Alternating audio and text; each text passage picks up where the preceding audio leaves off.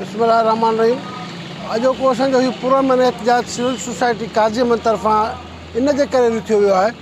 त काज़ीअमन शहर जी सियासी समाजी तंज़ीमनि जो अॻुवाण सूफ़ी मोहम्मद अमीन ओठो, जंहिं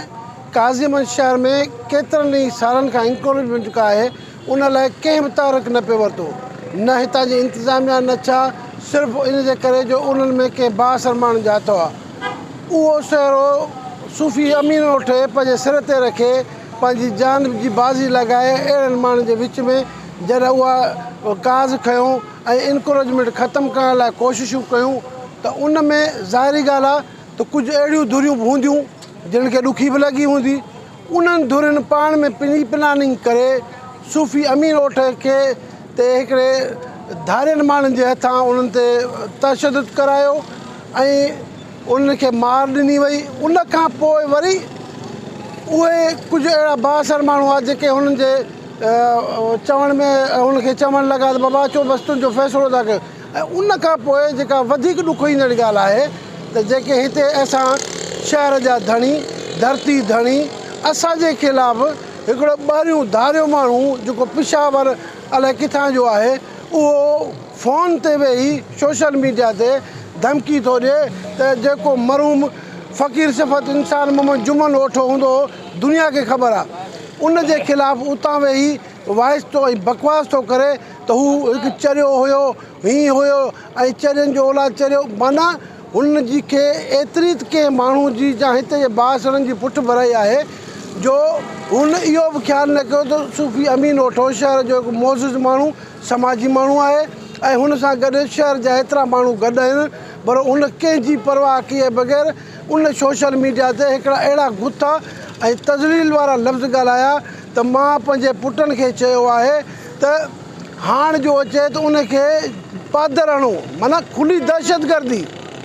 मां सम्झां थो त अहिड़ी दहशतगर्दी अगरि को असांजो सिंधी करे हा त हींअर हुन ते 10 एफ आर हुजनि हा ऐं उन 10 एफ आरनि जे में हितां जे असांजे जेके अॻुवाण वॾेरा आहिनि उन्हनि जे कमदारनि जा उहे फिरियादी हुजनि हा। पर अफ़सोस जहिड़ी ॻाल्हि आहे त हिते जो जेको शहर जो समाजी माण्हू जंहिं सॼी उमिरि शहर जी ख़िदमत कई पंहिंजी क़ौम जी ॿियनि जी हर कंहिं सां ॾुख सुख में गॾु हलंदड़ उन माण्हूअ जे पीउ जी उन जी तज़लील कंदड़ हिकिड़ो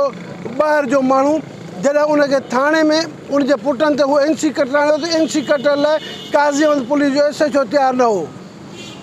धारे माण्हू ते NC कटण लाइ तयारु न आहे, असां जेके शहर जा माण्हू असांजे लाइ अहिड़ो ज़ुल्म। पर उन खां पोइ जॾहिं सिविल सोसाइटी हितां जा दोस्त सियासी समाजी माण्हुनि जॾहिं तहरीक वरितो त उन खां पोइ पुलिस मजबूर थी उनखे थाणे ते वठी आई। ऐं मां हिकिड़ी ॻाल्हि तव्हां दोस्तनि खे ॿुधाईंदो वञा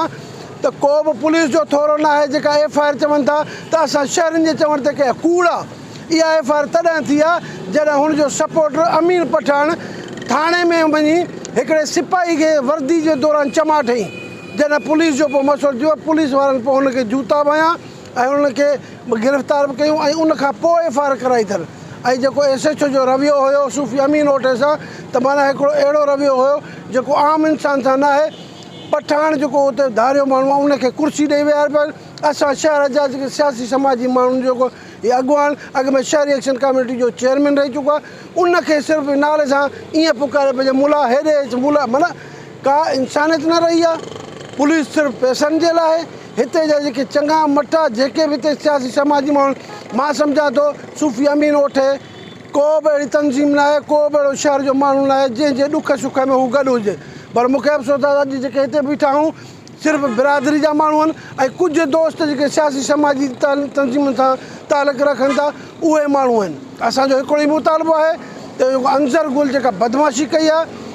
दहशतगर्दी फैलाई आहे उनखे फिल फौर गिरफ़्तार कयो वञे, गिरफ़्तार करे उनखे सज़ा ॾिनी वञे। आख़िर में ज़ाहिर आहे हर शइ जो फ़ैसिलो ई थींदो आहे। पर जंहिं माण्हू हेॾी सारी तज़लील कई आहे असां था चऊं त उहो उन ई सोशल मीडिया ते माफ़ी घुरे ऐं उन खां पोइ उहो गिरफ़्तार थिए। उन खां पोइ जेको फ़ैसिलो हूंदो ज़ाहिर आहे फ़ैसिलो कबो। असां इहो हीउ पुरअमन एहतजाज सिर्फ़ु इन जे करे आहे असां हींअर मुतालबो था कयूं इनक्रोचमेंट ख़तमु कई वञे, कंहिं सां बि रिआयत न कई वञे, सूफ़ी अमीन ओठ जो मथां तशदुद ऐं उनजो इंसाफ़ कयो वञे ऐं हुनजे वालिद साहिब लाइ जेके ॻाल्हाए लफ़्ज़ आहिनि उन जे लाइ असां चऊं था त हुन अंज़र गुल खे त FIR कटे उनखे गिरफ़्तार कयो वञे। असांजो सिविल सोसाइटी सियासी समाजी तंज़ीमुनि जो सिर्फ़ु इहो हिकिड़ो ई नुक़्तो आहे, हिकिड़ो ई मुतालबो आहे।